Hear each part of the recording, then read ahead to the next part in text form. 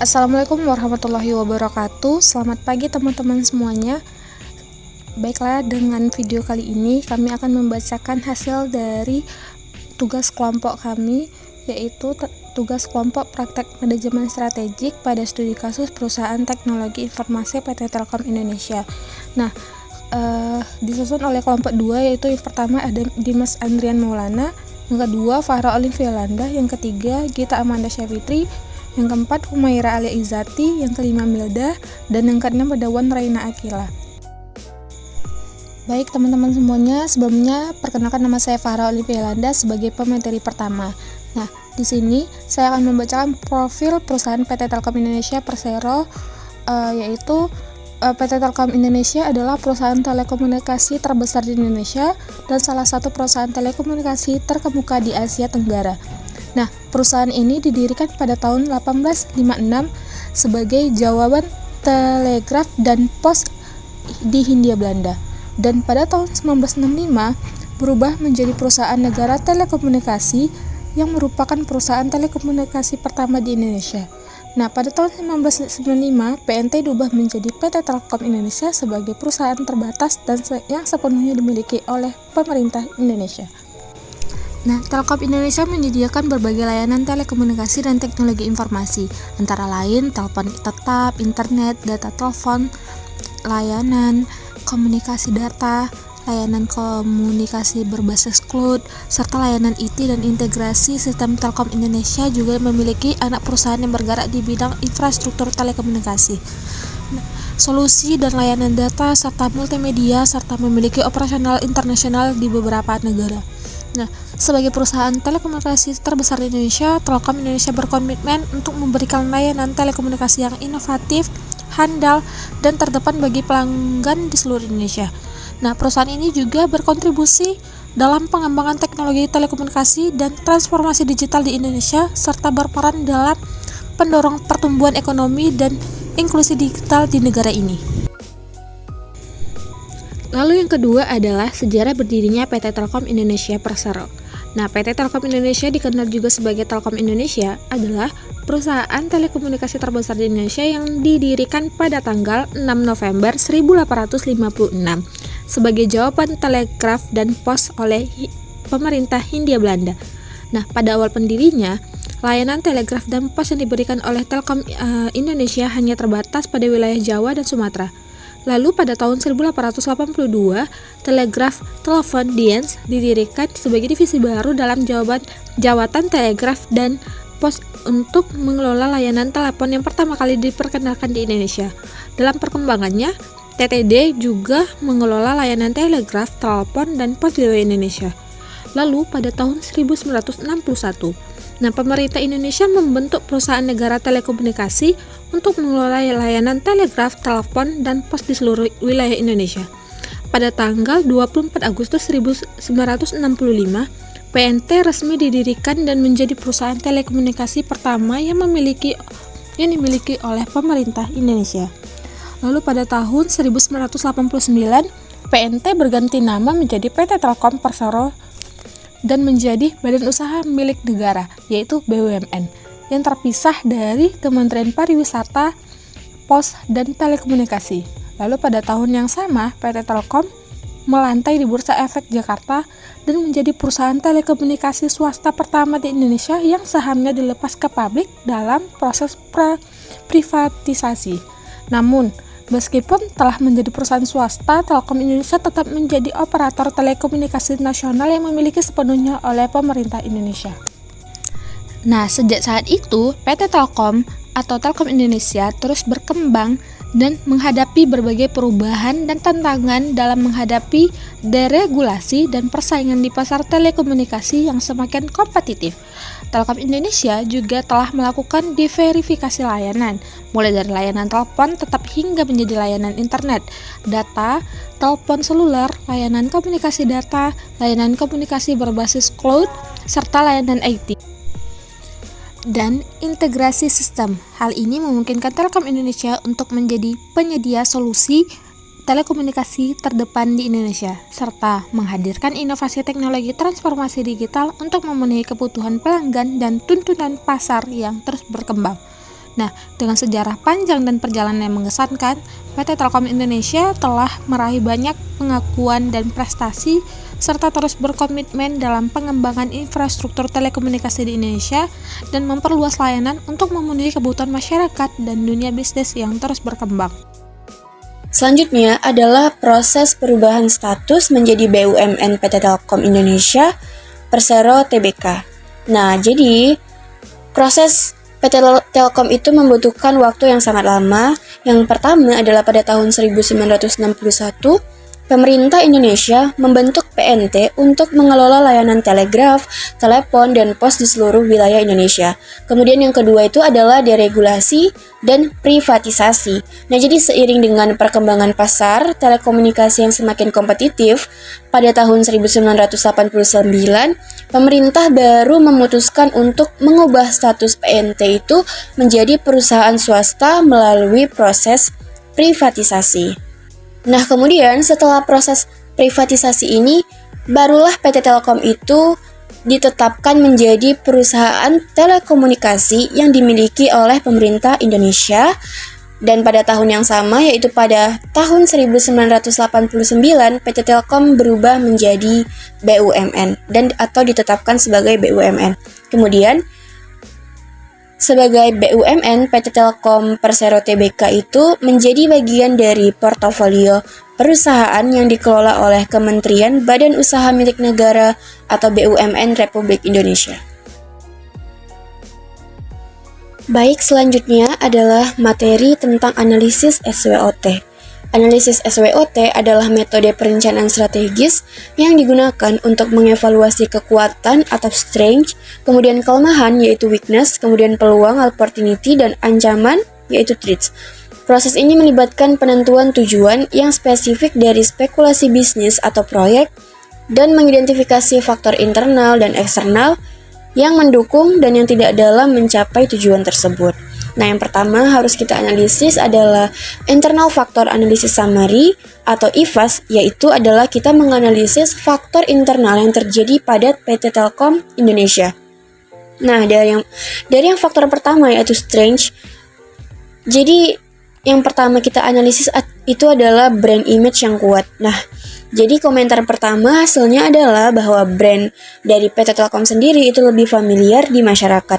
Kemudian, yang kedua adalah terdepan dalam teknologi. Nah, jadi dari komentar masyarakat, hasilnya adalah digitalisasi PSTN atau Public Switch Telephone Network dan konvergensi di PSTN, teknologi akses berbasis IP atau Internet Protocol, akhir September 2024 itu pangsa pasar sebesar 72% menurut EBITDA. Kemudian, penguasaan pasar yang baik itu sebagai BUMN itu Telkom menerapkan praktek GCG atau berdasarkan keputusan Menteri nomor 117/M/MBU/2002. Kemudian yang keempat yaitu adalah tata kelola perusahaan yang baik. Nah, jadi PT Telkom ini memiliki dua segmentasi pasar, personal dan korporat yang mencakup seluruh kawasan Indonesia. Kemudian yang kelima adalah pelayanan produk dan jasa yang variatif.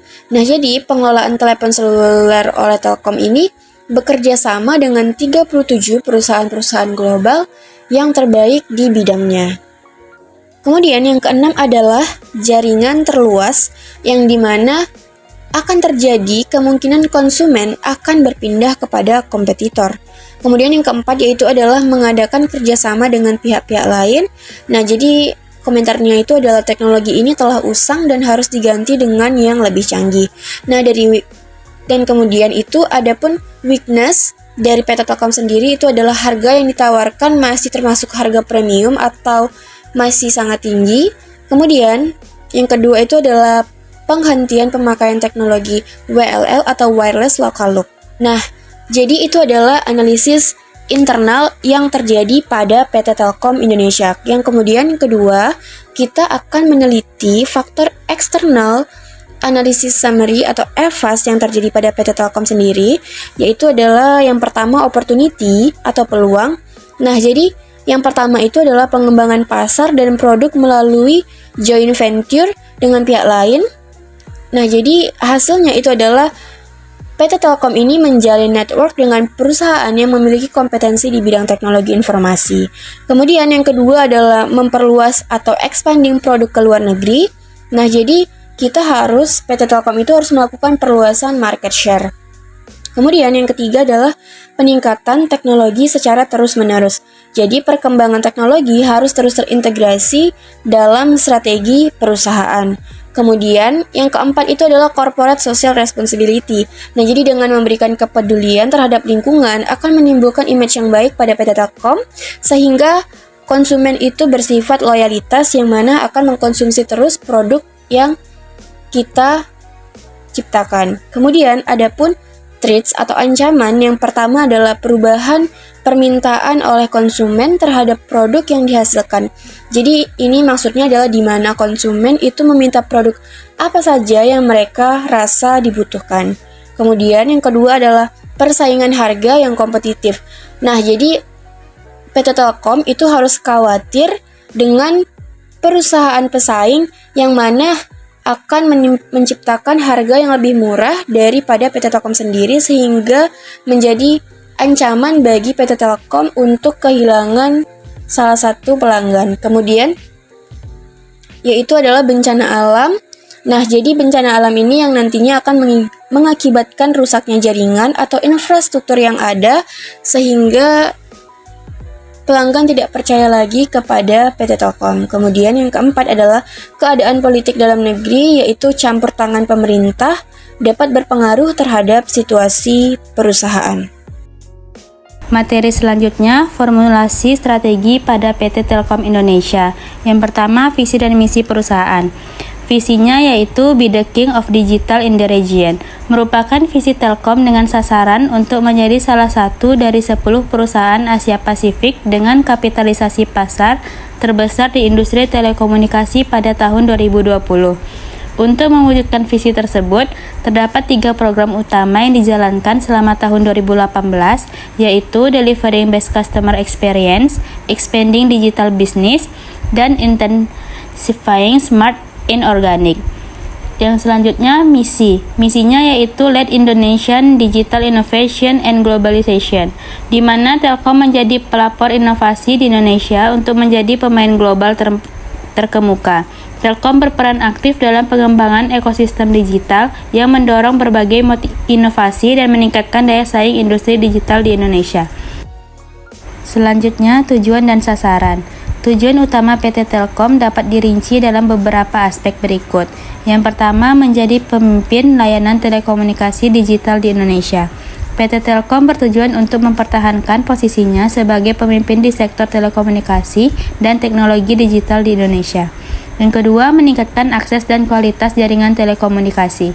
PT Telkom berkomitmen untuk meningkatkan dan memperluas infrastruktur telekomunikasi di seluruh Indonesia, termasuk daerah-daerah yang sulit dijangkau. Yang ketiga, transformasi menuju perusahaan digital.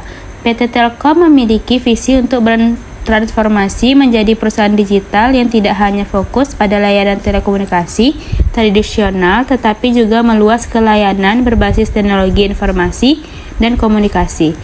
Yang keempat, memberikan kontribusi positif bagi perekonomian dan masyarakat Indonesia. Sebagai perusahaan negara, PT Telkom memiliki tanggung jawab yang besar. Tujuan PT Telkom adalah berkontribusi pada pembangunan ekonomi Indonesia melalui penyediaan infrastruktur digital yang mendukung sektor-sektor lainnya seperti pendidikan, kesehatan, perdagangan, dan sektor industri lainnya. Dan yang terakhir, meningkatkan kesejahteraan karyawan dan stakeholders. PT Telkom juga bertujuan untuk meningkatkan kesejahteraan para karyawan, mitra bisnis, dan para pemegang saham. Materi selanjutnya yaitu strategi PT Telkom Indonesia. Nah, menghadapi perubahan lingkungan bisnis yang berubah cepat, menuntut Telkom untuk mengubah dan mengembangkan strategi yang baru. Langkah strategi yang pertama diubah oleh Telkom adalah merubah dan merumuskan visi misi korporat yang baru yang akan memberikan strategic guidance bagi seluruh karyawan mengenai tujuan akhir transformasi Telkom. Namun tidak hanya perubahan strategi ini saja yang dilakukan oleh Telkom, masih ada beberapa sinergi lain yang dikembangkan oleh Telkom Telkom, yaitu strategi pertama yang paling dikembangkan oleh Telkom adalah merubah orientasi pasar. Nah, sebelum tahun 2003, Telkom menganut asset-based orientation, di mana menjaga keandalan produktif aset dan penguasaan produk sebagai landasan. Setelah tahun 2003 menjadi customer centric, di mana seluruh operasi Telkom harus benar-benar fokus kepada pelanggan. Oleh sebab itu, untuk mewujudkannya, Telkom telah mengembangkan aplikasi dari TI yang berperan sangat penting untuk mewujudkan strategi ini. Yang kedua itu, strategi yang dikembangkan oleh Telkom adalah pengembangan teknologi informasi. Pada awalnya, TI bagi Telkom hanya sebagai sarana pendukung saja. Ini digunakan bagi pelanggan untuk memudahkan dalam pembayaran tagihan. Selain itu, belum ada standar yang digunakan, karena TI dianggap sebagai biaya yang tidak signifikan dampaknya. Namun, perubahan lingkungan bisnis yang cepat menuntut Telkom untuk merubah peranan TI-nya tidak lagi sebagai pendukung, tetapi sebagai sarana transformasi. Oleh sebab itu, Telkom bertekad memberikan layanan yang lebih besar kepada TI dalam menghadapi persaingan bisnis di masa yang akan datang. Langkah-langkah strategi yang diambil oleh Telkom dalam mewujudkan meningkatkan peranan TI adalah: langkah pertama, menjalankan manajemen TI secara terkonsolidasi. Langkah kedua, pemantapan peran dan tanggung jawab organisasi TI Telkom. Langkah ketiga, pengembangan kompetensi SDM TI Telkom. Dan langkah keempat, penerapan kebijakan outsourcing. Selanjutnya, yaitu kebijakan PT Telkom Indonesia. Berikut adalah beberapa kebijakan yang diambil oleh PT Telkom Indonesia. Yang pertama itu kebijakan transformasi digital. PT Telkom Indonesia secara aktif menerapkan kebijakan transformasi digital untuk menjadi perusahaan digital yang terdepan di Indonesia. Hal ini tercermin dalam komitmen perusahaan untuk mengembangkan layanan-layanan berbasis teknologi informasi dan komunikasi seperti cloud computing, big data, Internet of Things, serta artificial intelligence. Salah satu kebijakan utama dalam transformasi digital ini adalah memperluas layanan digital kepada sektor korporasi dan pelanggan, serta mendorong adopsi teknologi digital di berbagai sektor industri. Yang kedua, kebijakan layanan pelanggan yang berfokus pada kepuasan. Sebagai perusahaan yang melayani pelanggan individu, bisnis, dan pemerintah, PT Telkom menetapkan kebijakan yang bertujuan untuk meningkatkan kepuasan pelanggan melalui pelayanan yang lebih baik, inovasi produk, serta penyediaan layanan yang terjangkau dan dapat diakses oleh seluruh lapisan masyarakat di Indonesia. Yang ketiga, kebijakan keberlanjutan dan tanggung jawab sosial perusahaan atau CSR. PT Telkom Indonesia memiliki kebijakan keberlanjutan yang berfokus pada keseimbangan antara pertumbuhan ekonomi perusahaan dan dampaknya terhadap lingkungan dan masyarakat. Kebijakan ini mencakup berbagai aspek sosial dan lingkungan yang harus dipertimbangkan dalam operasi perusahaan. Yang keempat, kebijakan inovasi teknologi. Sebagai bagian dari upaya untuk menjadi perusahaan digital yang lebih inovatif, PT Telkom mengedepankan kebijakan untuk terus berinovasi dalam teknologi dan layanan yang dapat memenuhi kebutuhan pasar yang semakin berkembang. Yang kelima, kebijakan pengembangan sumber daya manusia. PT Telkom sangat mengedepankan pengembangan SDM sebagai salah satu pilar penting untuk mewujudkan visi perusahaan. Kebijakan ini bertujuan untuk meningkatkan kualitas, keterampilan, dan inovasi karyawan agar siap menghadapi tantangan di era digital. Yang keenam, kebijakan bisnis berkelanjutan dan efisiensi operasional. PT Telkom berfokus pada kebijakan untuk meningkatkan efisiensi operasional melalui penggunaan teknologi dan proses yang lebih baik, guna menciptakan nilai yang lebih besar bagi pelanggan dan pemangku kepentingan. Yang terakhir itu, kebijakan pengembangan ekosistem digital. PT Telkom juga aktif mengembangkan ekosistem digital di Indonesia dengan tujuan untuk menciptakan sinergi antara teknologi, masyarakat, dan industri. Kebijakan ini mencakup pengembangan platform dan aplikasi yang mendukung sektor-sektor penting seperti pendidikan, kesehatan, dan e-commerce. Selanjutnya, implementasi strategi PT Telkom Indonesia Persero Tbk TLKM. Yang pertama, program pada PT Telkom Indonesia Persero Tbk TLKM berikut merupakan program yang ada di PT Telkom Indonesia. Yang pertama, peningkatan infrastruktur digital. PT Telkom berfokus pada pengembangan infrastruktur berbasis fiber optik dan teknologi, termasuk pengembangan jaringan fiber to the home untuk menjangkau pelanggan rumah tangga dengan layanan internet cepat. Yang kedua, pembangunan data center. PT Telkom mengembangkan infrastruktur data center untuk mendukung layanan cloud and hosting, baik untuk kebutuhan bisnis domestik maupun internasional. Yang ketiga, customer-centric approach. PT Telkom memperkenalkan kebijakan yang berorientasi pada pelanggan dengan menyediakan berbagai kanal layanan pelanggan seperti call center, aplikasi seluler, dan pusat layanan fisik untuk memastikan pelanggan mendapatkan pengalaman yang mudah dan memuaskan. Yang keempat, ada peningkatan kualitas jaringan dan layanan. PT Telkom terus berinvestasi dalam peningkatan kualitas dan kapasitas jaringan, baik untuk layanan seluler maupun fixed broadband guna memastikan koneksi yang stabil dan cepat, serta mengurangi gangguan yang mungkin terjadi pada pelanggan.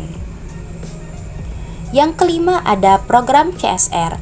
PT Telkom mengimplementasikan berbagai program Corporate Social Responsibility atau CSR yang berfokus pada pendidikan, pengentasan kemiskinan, kesehatan, dan lingkungan.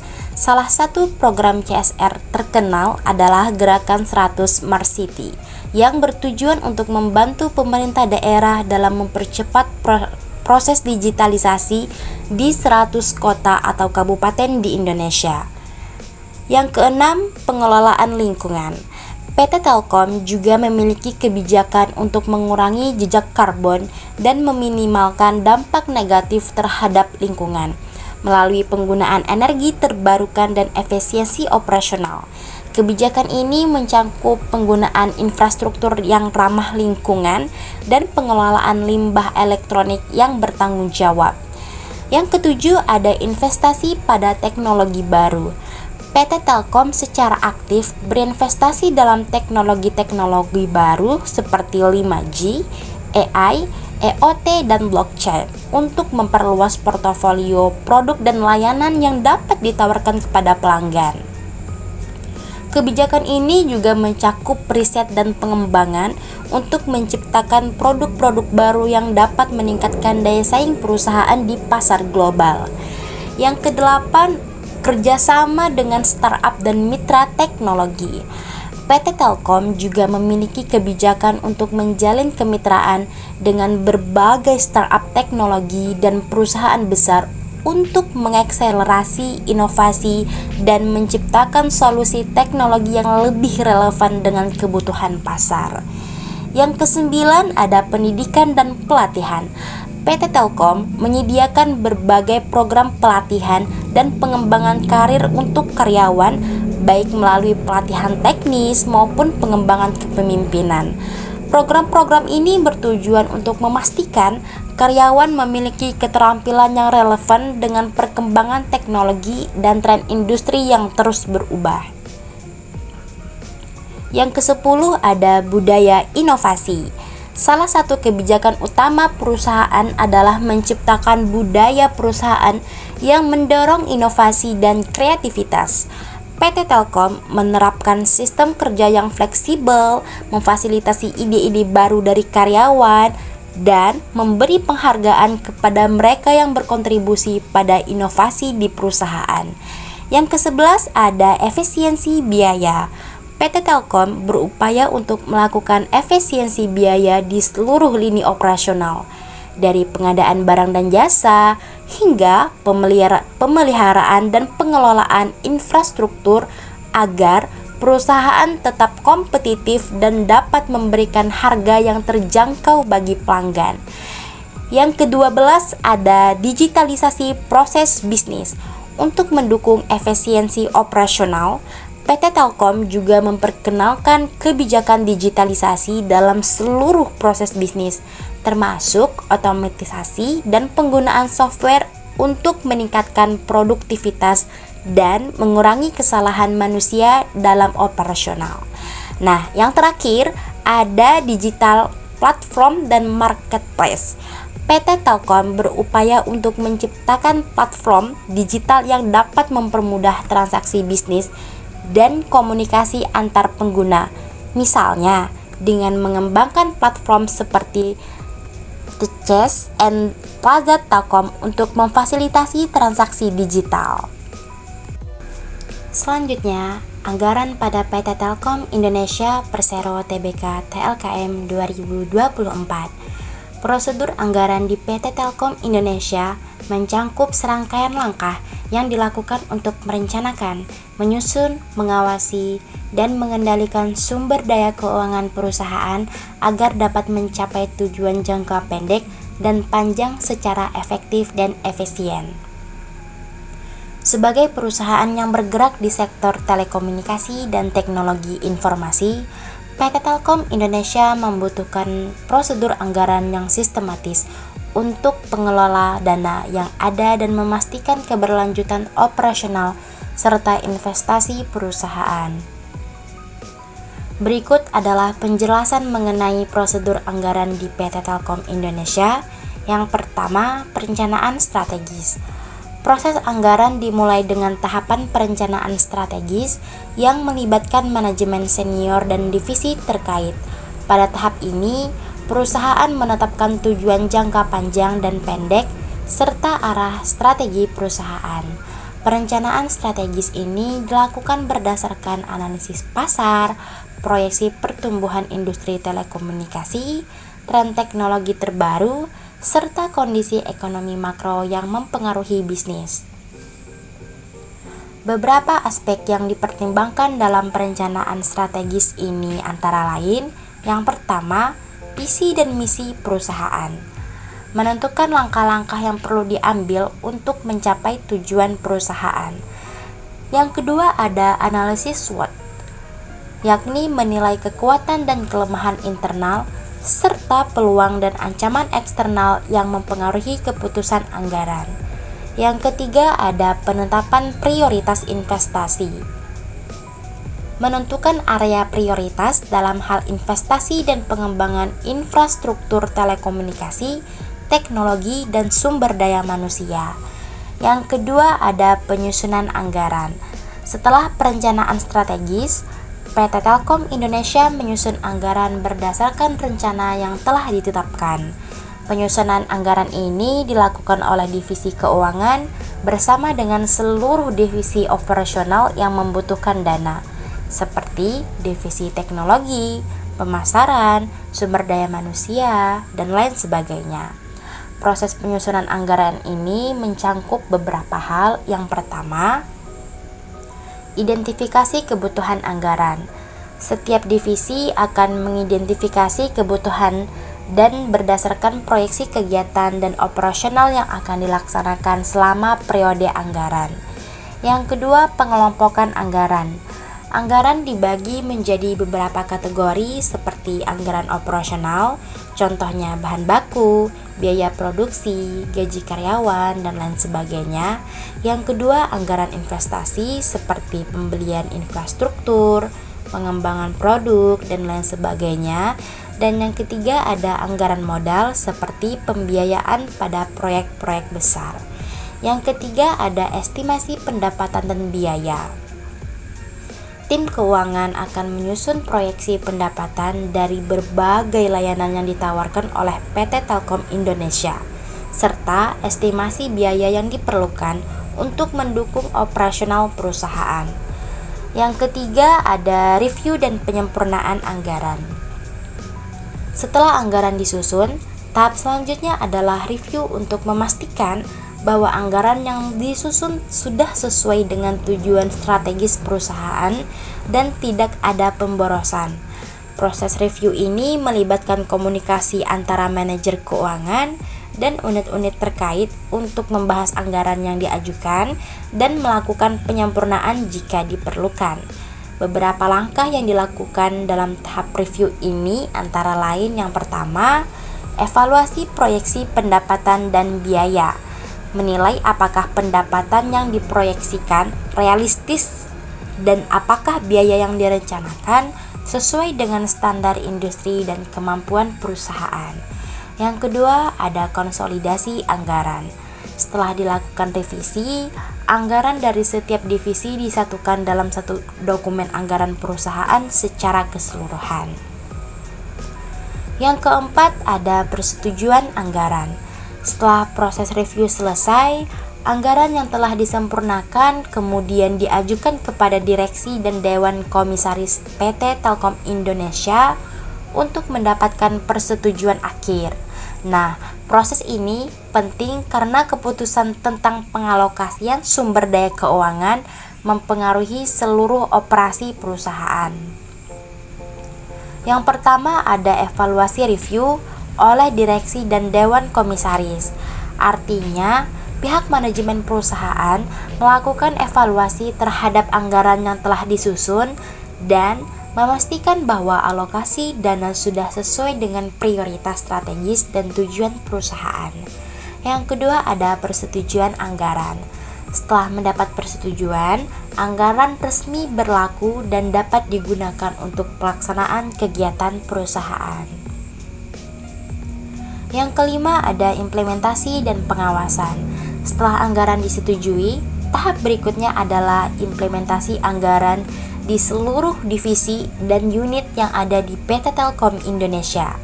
Setiap divisi akan melaksanakan kegiatan sesuai dengan anggaran yang telah disetujui dan divisi keuangan bertugas untuk melakukan pengawasan terhadap pelaksanaannya.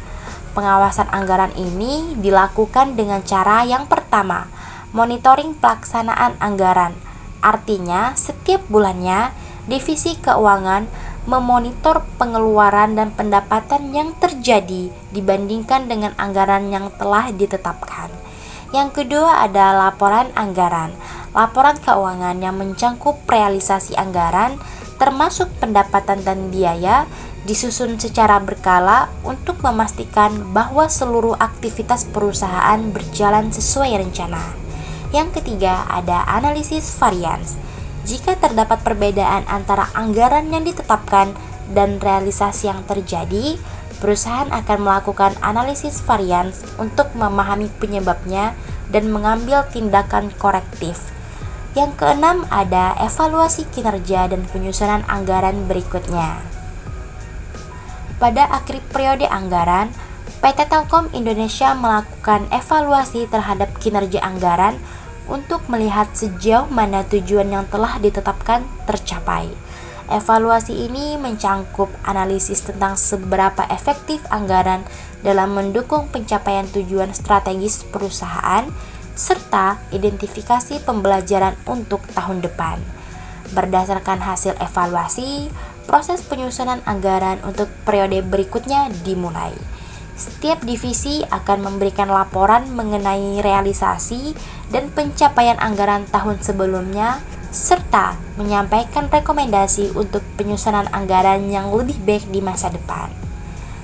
Yang ketujuh dan yang terakhir ada pengendalian keuangan dan pembaruan anggaran. Dalam perjalanan implementasi anggaran, PT Telkom Indonesia juga melakukan pengendalian keuangan secara kontinu untuk memastikan penggunaan dana yang efisien dan tidak terjadi penyalahgunaan. Pengendalian ini meliputi yang pertama, audit internal.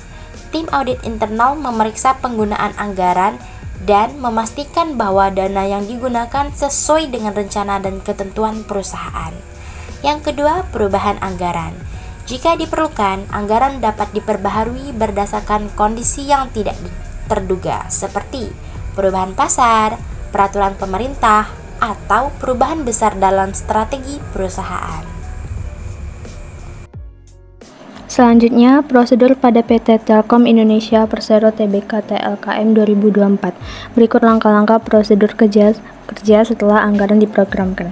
Pertama, sosialisasi anggaran. Penyampaian kepada stakeholder, anggaran yang telah disusun dan disetujui perlu disosialisasikan kepada semua unit kerja terkait agar setiap pihak memahami alokasi dan tujuan anggaran. Yang kedua, pelaksanaan anggaran.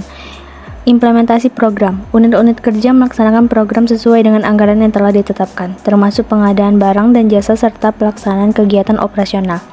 Pengawasan internal. Melakukan pengawasan untuk memastikan bahwa penggunaan anggaran sesuai dengan rencana dan tidak melebihi batas yang telah ditentukan. Yang ketiga, monitoring dan evaluasi. Pemantauan realisasi. Secara berkala memantau realisasi anggaran untuk mengevaluasi apakah program berjalan sesuai rencana dan anggaran yang telah ditetapkan. Laporan berkala, menyusun laporan berkala mengenai penggunaan anggaran dan hasil pencapaian program untuk dievaluasi oleh manajemen. Keempat, penyesuaian anggaran. Revisi anggaran. Jika terdapat perubahan kondisi atau kebutuhan yang mendesak, dilakukan revisi terhadap anggaran dengan persetujuan manajemen. Pengajuan anggaran tambahan. Dalam hal diperlukan, unit kerja dapat mengajukan permohonan tambahan anggaran untuk mendukung kegiatan yang tidak terduga. Kelima, penutupan anggaran. Laporan akhir. Setelah periode pelaksanaan berakhir, setiap unit kerja menyusun laporan akhir mengenai realisasi penggunaan anggaran dan pencapaian target. Evaluasi kinerja. Melakukan evaluasi kinerja berdasarkan hasil laporan akhir untuk menentukan efektivitas penggunaan anggaran. Keenam, tindak lanjut. Umpan balik. Mengumpulkan umpan balik dari setiap unit terkait untuk perbaikan proses perencanaan dan pelaksanaan anggaran di masa mendatang. Perbaikan sistem. Berdasarkan evaluasi, melakukan perbaikan pada sistem pengelolaan anggaran untuk meningkatkan efisiensi dan efektivitas. Berikut evaluasi dan pengendalian PT Telkom Indonesia Persero Tbk TLKM. Tahap akhir dari manajemen strategi adalah evaluasi dan pengendalian strategi. Implementasi strategi berlangsung melewati serangkaian proses analisis dan penerapan strategi dalam tindakan perusahaan untuk mengetahui strategi apa yang akan dilaksanakan. Kebijakan-kebijakan khusus diterapkan untuk dilaksanakan di berbagai bidang fungsional perusahaan. Maka dari itu, dengan dilakukannya evaluasi dan pengendalian strategi, para manajer perusahaan dapat memantau pencapaian dan pengimplementasian strategi pada perusahaan Telkomsel dalam mengimplementasikan strategi yang telah dirumuskan membutuhkan penilaian kinerja perusahaan dalam kurun waktu setahun terakhir. Karena hal tersebut penting, maka implementasi strategi tersebut harus disertai dengan proses evaluasi dan pengendalian secara menyeluruh. Berdasarkan analisis IFAS dan EFAS, posisi Telkomsel setelah mengimplementasikan strategi dalam keadaan kuat. Hal ini terlihat dari cepatnya transformasi bisnis Telkomsel. Selain itu, keadaan tersebut didukung oleh keadaan keuangan perusahaan yang semakin membaik, yaitu meningkatkan pendapatan perusahaan dan arus kas yang kuat. Materi selanjutnya, bab 3 analisa. PT Telekomunikasi Indonesia merupakan salah satu perusahaan terbesar di Indonesia yang bergerak di sektor telekomunikasi dan teknologi informasi. Seiring dengan perkembangan industri telekomunikasi dan teknologi yang pesat, manajemen strategik Telkom telah mengalami perubahan yang signifikan, beradaptasi dengan tantangan global dan lokal. Analisis terhadap manajemen strategik PT Telkom akan mencakup beberapa aspek utama, termasuk visi dan misi, model bisnis, inovasi teknologi, dan tantangan yang dihadapi perusahaan. Yang pertama, visi dan misi yang terarah dan adaptif. Visi dan misi PT Telkom telah mengalami transformasi seiring berjalannya waktu. Pada awalnya, perusahaan berfokus pada penyediaan layanan telekomunikasi tradisional, namun seiring dengan perkembangan teknologi dan perubahan kebutuhan pasar, Telkom mengubah visi dan misinya untuk lebih menekankan pada layanan digital dan solusi berbasis teknologi informasi. Visi Telkom berfokus pada menjadi perusahaan digital terdepan di Indonesia dan kawasan Asia Pasifik, yang menandakan pergeseran dari perusahaan telekomunikasi tradisional menuju perusahaan teknologi yang lebih berbasis digital dan inovasi. Misi perusahaan adalah untuk memberikan solusi digital terintegrasi yang dapat mendukung setiap kebutuhan masyarakat dan bisnis, serta menciptakan pengalaman terbaik bagi pelanggan. Melalui visi dan misi ini, Telkom mengarahkan arah strategiknya menuju transformasi digital yang sangat relevan dengan tren global saat ini.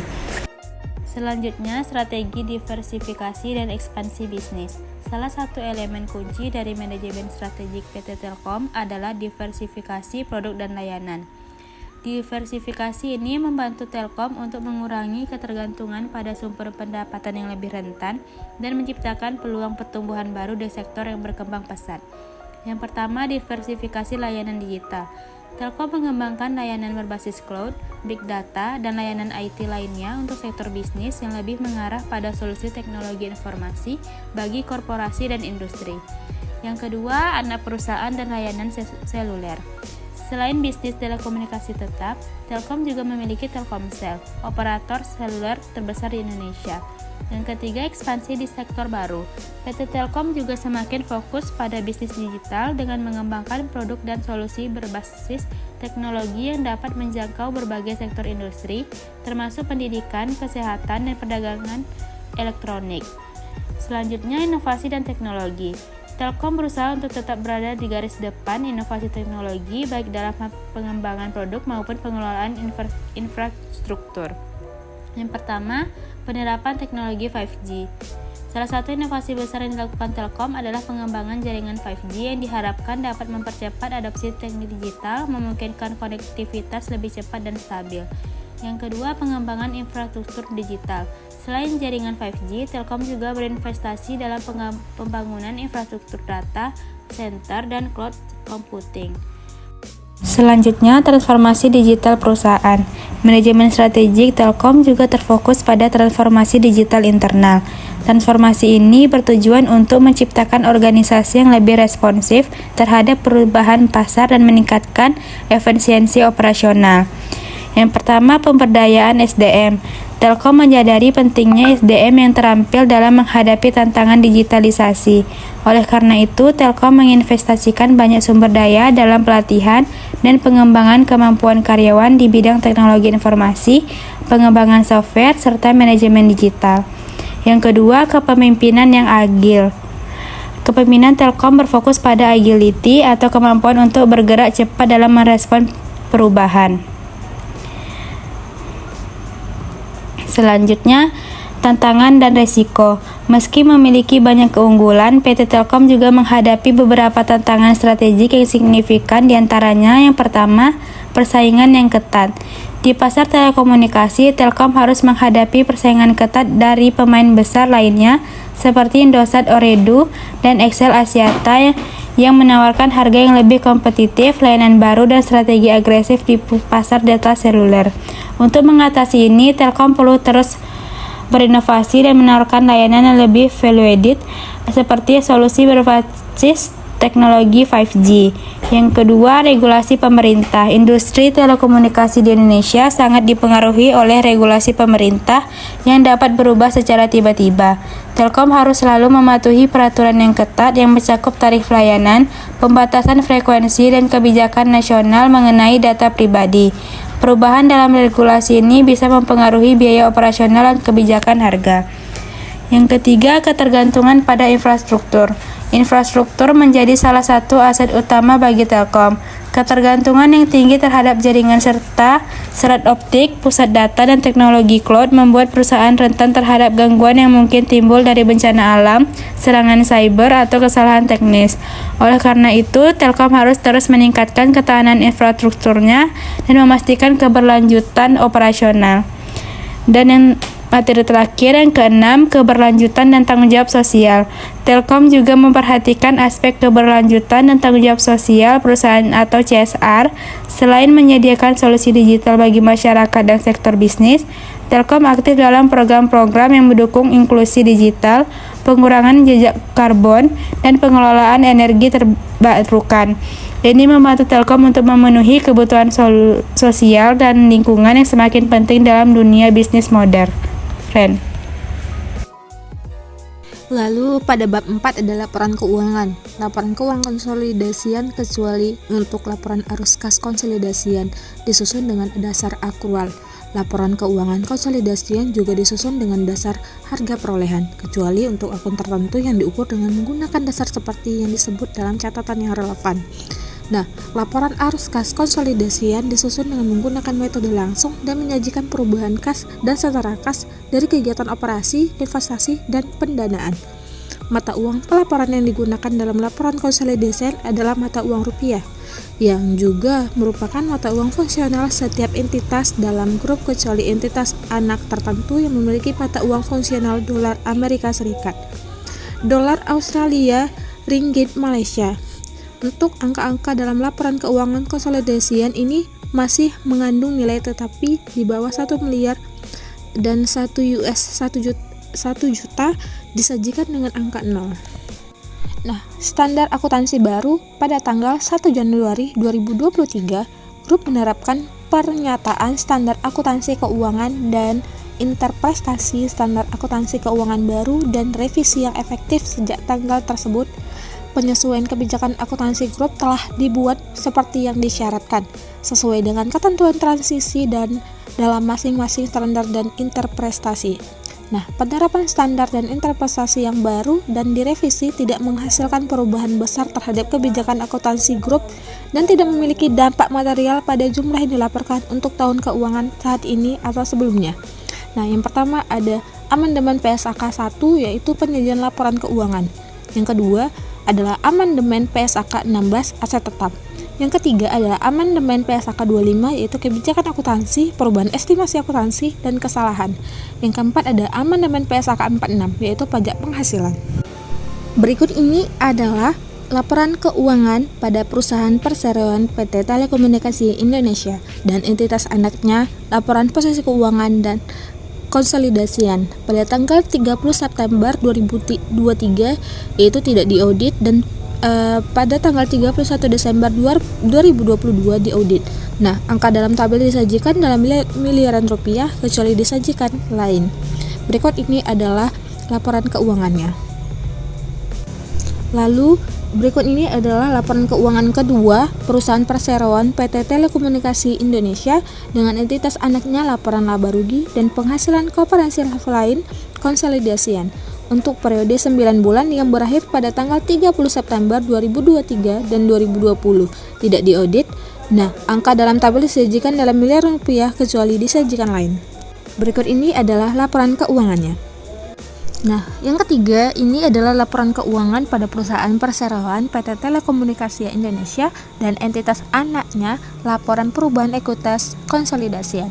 Nah, untuk periode 9 bulan yang berakhir pada tanggal 30 September 2023 dan 2022. Nah, berikut ini tidak diaudit. Nah, angka dalam tabel disajikan dalam miliar rupiah kecuali disajikan lain. Berikut ini adalah laporan keuangannya. Lalu yang selanjutnya adalah laporan keuangan. Yang keempat ada perusahaan perseroan PT Telekomunikasi Indonesia dan entitas anaknya, laporan perubahan ekuitas konsolidasian. Nah, untuk periode 9 bulan yang berakhir pada tanggal 30 September 2023 dan 2022.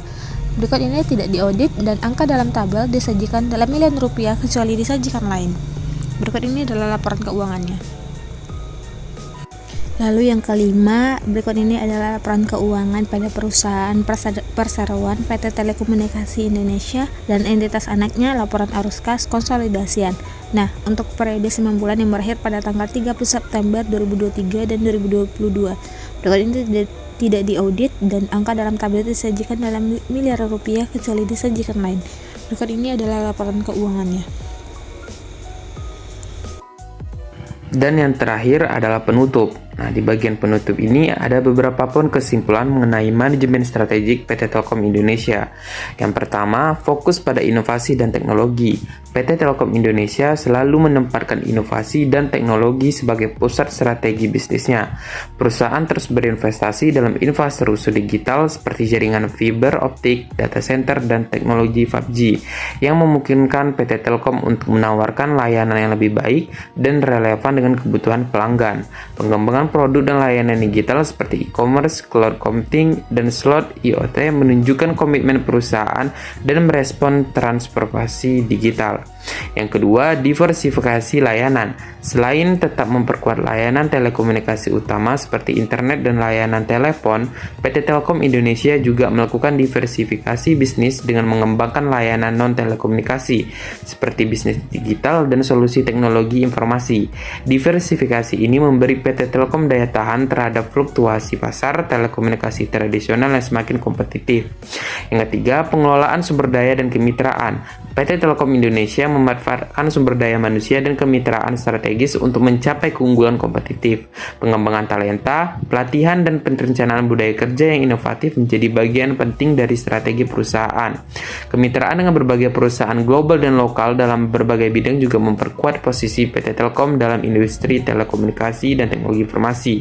Yang keempat, pendekatan berbasis keberlanjutan.